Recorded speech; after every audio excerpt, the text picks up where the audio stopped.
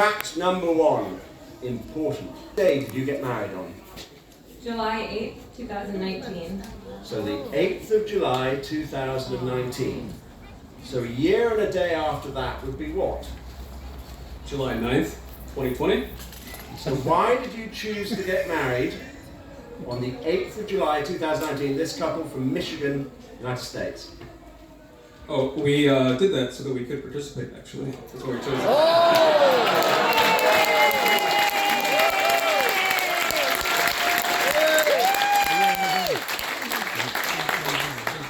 And but for COVID, that would have been just a brilliant opening line. Here we are, all of us 2 years later. So how did you find out about the Dunmo Flitch trials? Through a Wikipedia rabbit hole, I guess. So Keith Flint from Prodigy moved here, I guess, and he had passed in February of 2019. And so we were looking for a date, and I went down the Wikipedia rabbit hole, and I found all about Great Dunmo, and then from that I found the Flitch trials. So, from the death of someone who was a resident here, you found out about these trials, chose your wedding date so that you could participate a year and a day later. Yeah. Yes.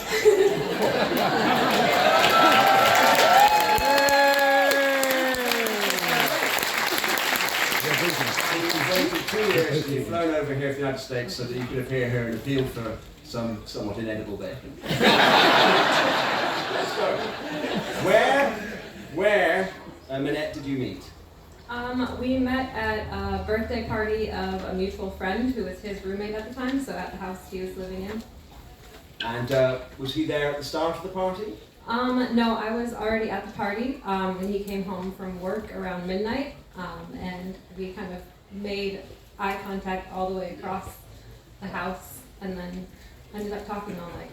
Oh. And how long after that did you become engaged? It was 5 years.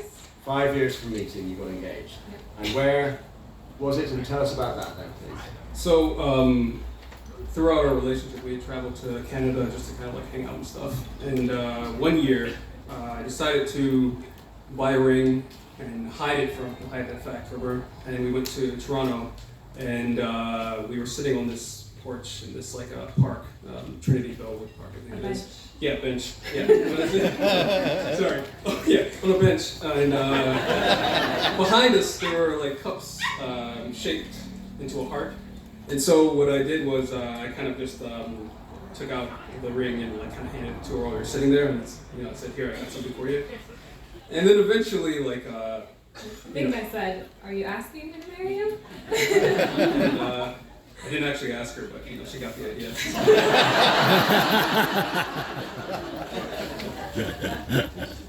And you got married, as you told us, on the 8th of July 2019. Tell us a little bit about yourself. Desmond, what do you do for work? I'm an engineer for a car company, I guess.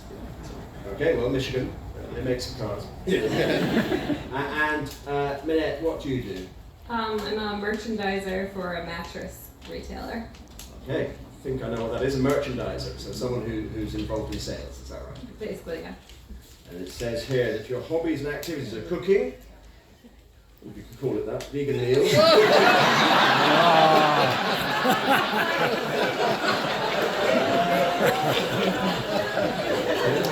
I'm sorry, there's a comma, cooking, comma, vegan meals. Taking long walks around the city. Which city's that now? Depends on where we are. Oh, well, right now it's Berkeley, actually. Well, not right now, They're from Essex, but they're not that slow.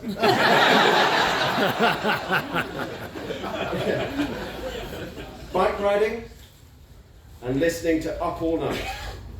My lord, I understand that's some sort of modern music. No, it's on Radio 5 with Dalton Adebayo. It's like a, BBC thing. Right. As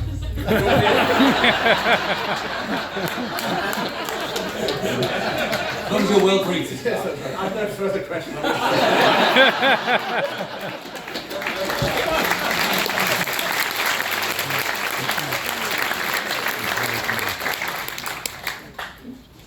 Yeah, come on.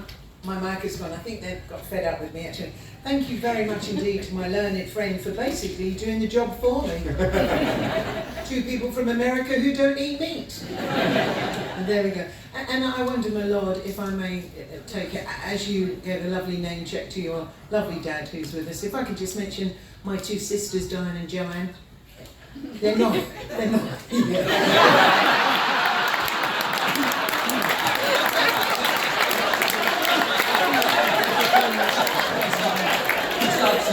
Especially just naming random people in your family.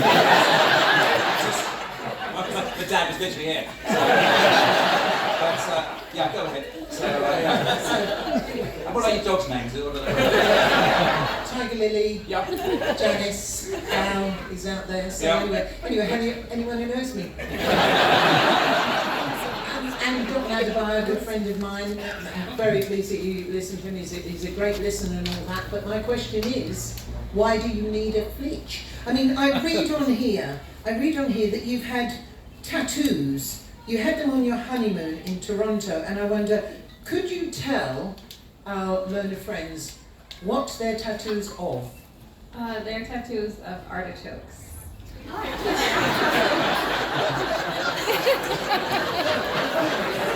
I rest my case, Your Honor. I really don't have to do anything.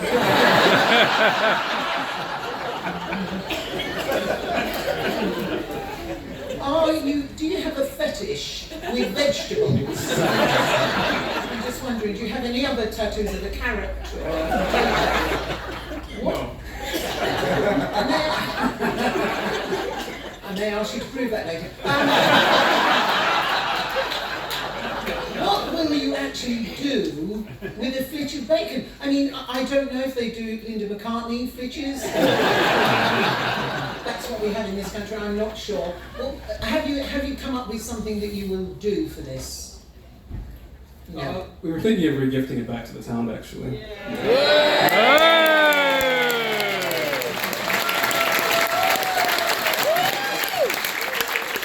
Very noble, very noble.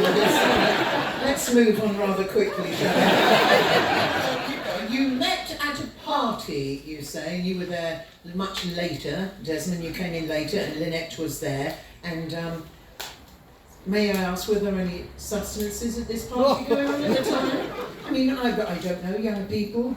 So that substances, my lord, that's the sort of thing that goes on in these places, I believe. But you were there, and you bumped into each other, and you eventually got engaged.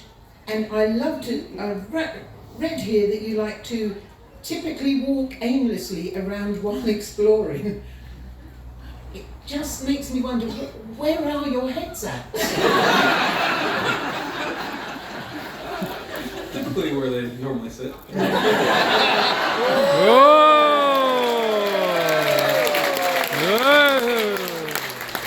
It's all right, they're doing rather well, aren't they? Anyway, that's why I don't normally wear this. Anyway, so you handed her a ring without saying anything, and she just guessed that you're going to be married. Now, that may, jury, you may think, oh, how sweet. Others may say, what? You just guessed that he was sometimes had a cup of tea put down me, but I don't immediately think he wants to marry me. It's interesting conversations. When you go back to America, what is the biggest thing you will take back with you, apart from the flitch, about this day? I guess the atmosphere of the lovely town. We'll try to advertise as well for you if you want. I don't think we need any more Americans coming over here.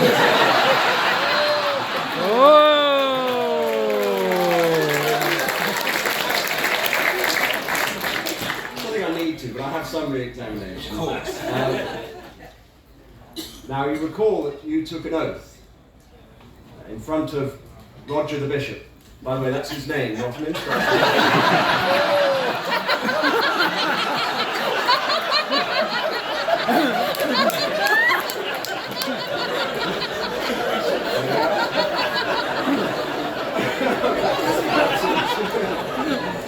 There was one question that I should have asked. Have you wished in the last 3 years and a day that you've ever been unmarried? Never. No, not at all.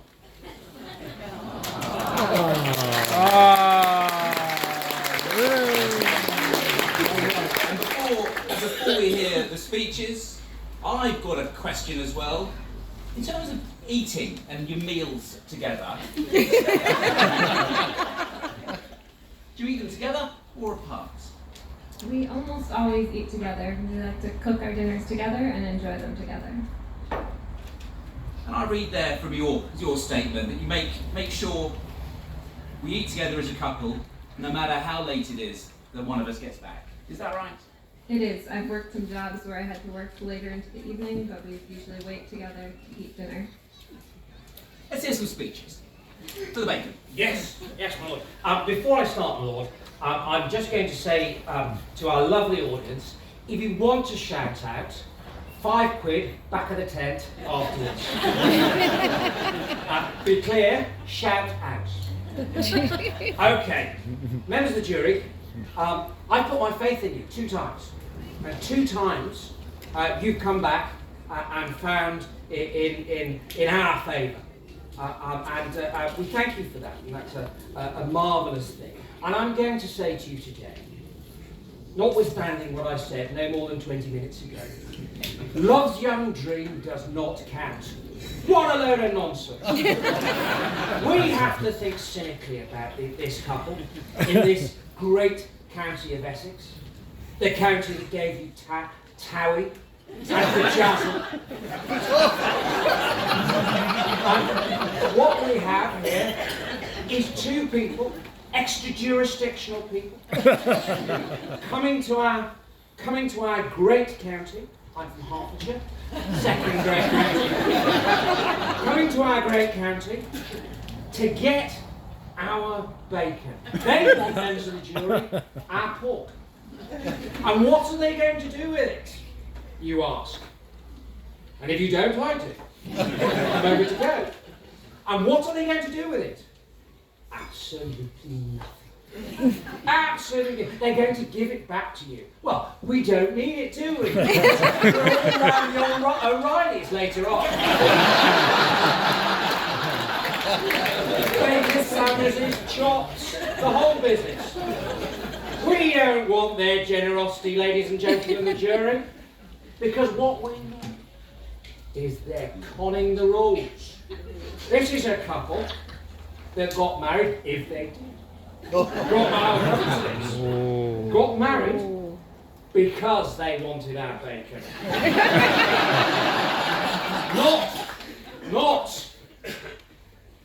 I've done that before, it doesn't really work, does it? Not because they're in true love's dream, because they want pork that they're not going to use. Which, to be fair, some of us are used to.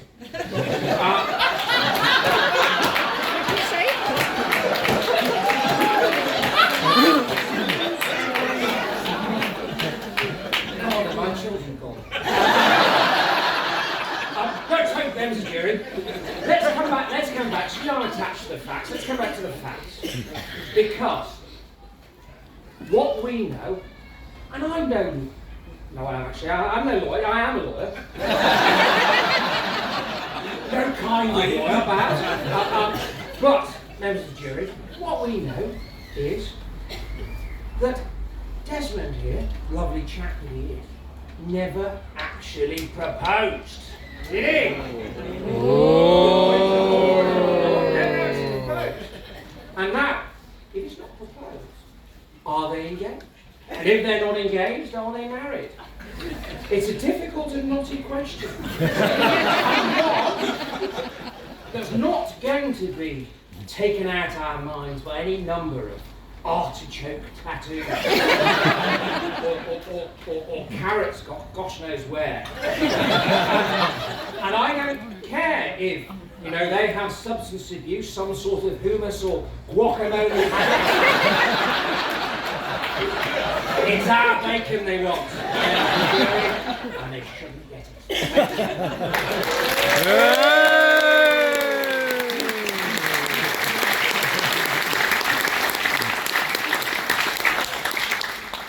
Bouger. Put us out of our misery after that nonsense. Thank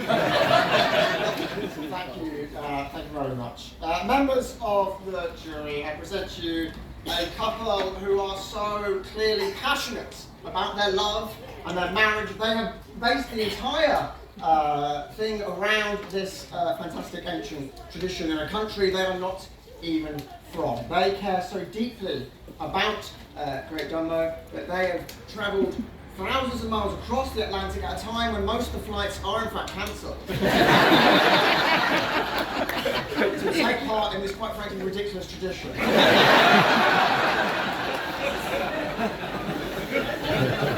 And if there is any slight bias against Americans, let's please remember these are the good Americans. They own passports.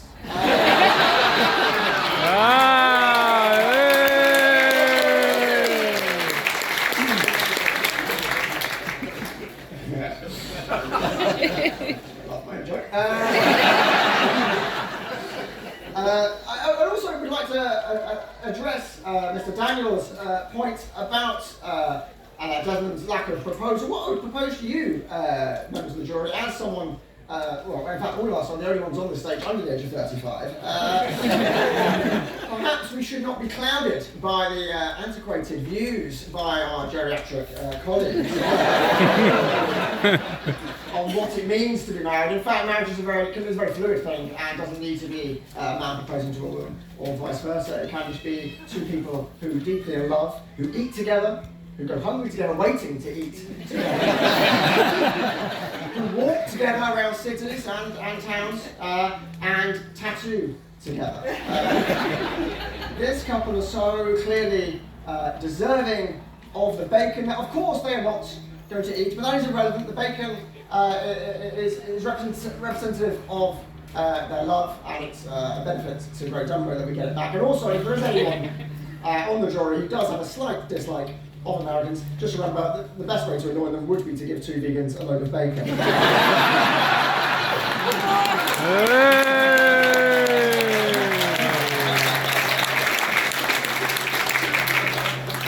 Our learned counsel for the bacon have been all over the place with their arguments, trying to pick holes in what is clearly a holeless union.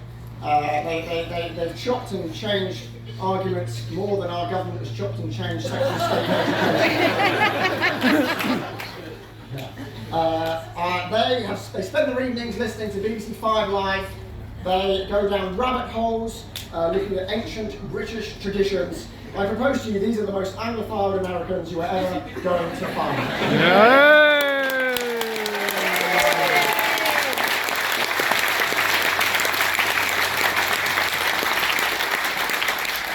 They have travelled all the way here from America across the Atlantic to win this bacon. I suggest, members of the jury, that as a country we've already done quite a lot to annoy Europe. Let's not piss off America.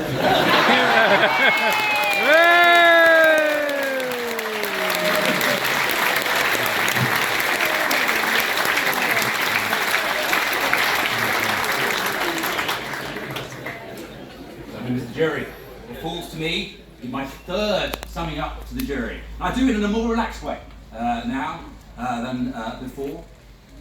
You've already seen what your role is. Go out and make that decision. It would have been, as Mr. Clark said, it would have been ideal if this trial had been on the 9th of July 2020, if it had been exactly a year and a day since this couple got married. Because, as I said right, the trial one, I had initially thought that you had to be married for exactly a year and a day, and it would have meant hardly anyone would ever have been able to put themselves forward. And they chose the actual wedding day in order to fit with that. Well, they married for 3 years and a day, and the point that's been made is there a proper proposal? Well, I can reassure you, members of the jury, I can reassure you that you will not suddenly find yourself married. That doesn't happen, even if you go to Vegas. You cannot get married without there being a proposal and an engagement. Just want to reassure you of that in case there's a concern that it might happen tonight with Mr. Daniels there It's Harrison's head.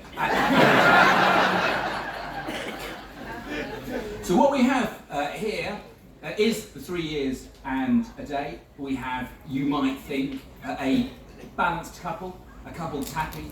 Now, I don't have an artichoke tattoo. Have we seen it? Have we seen the tattoo? Can we see it? The artichoke, is that allowed? Is it a place that's appropriate? There we have, yes? Oh, and this one's mine. There we have.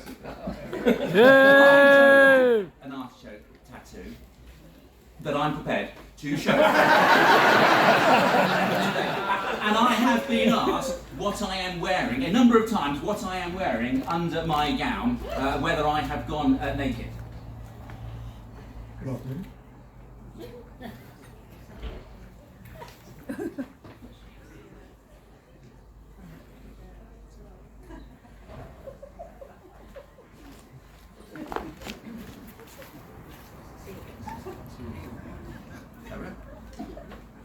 You are the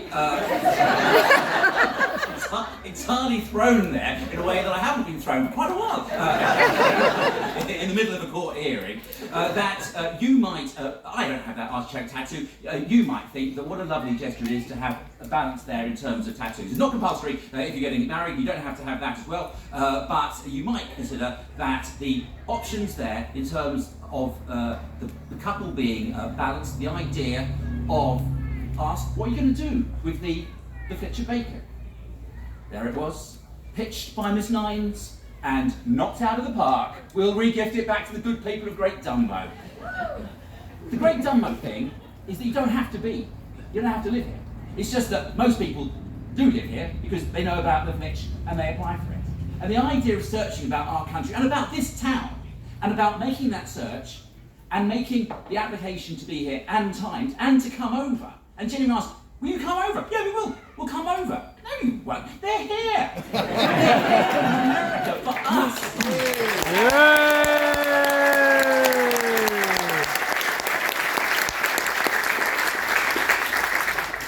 Then the jury, it's over to you. I have to, my script now is to make sure that I've done the right thing. You will now retire to consider your verdict. Usher, summon the jury keeper. Oh, summon the jury keepers. God, they changed.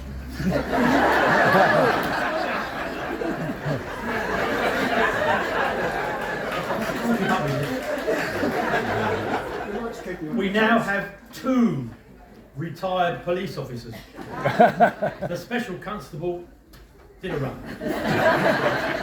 So we'll try something different now. So raise your right hand and tell me the oath.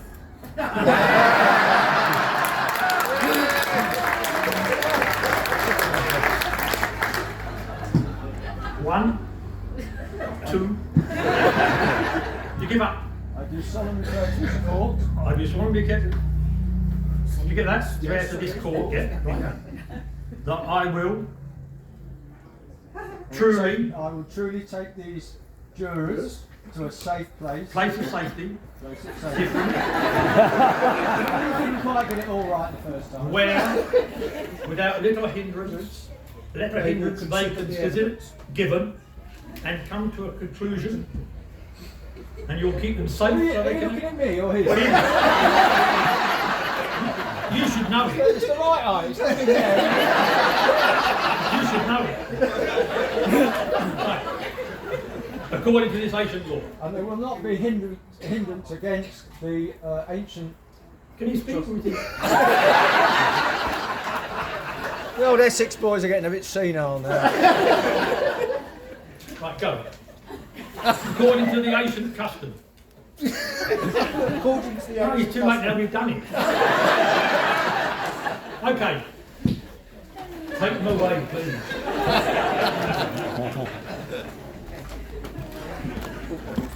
Oh.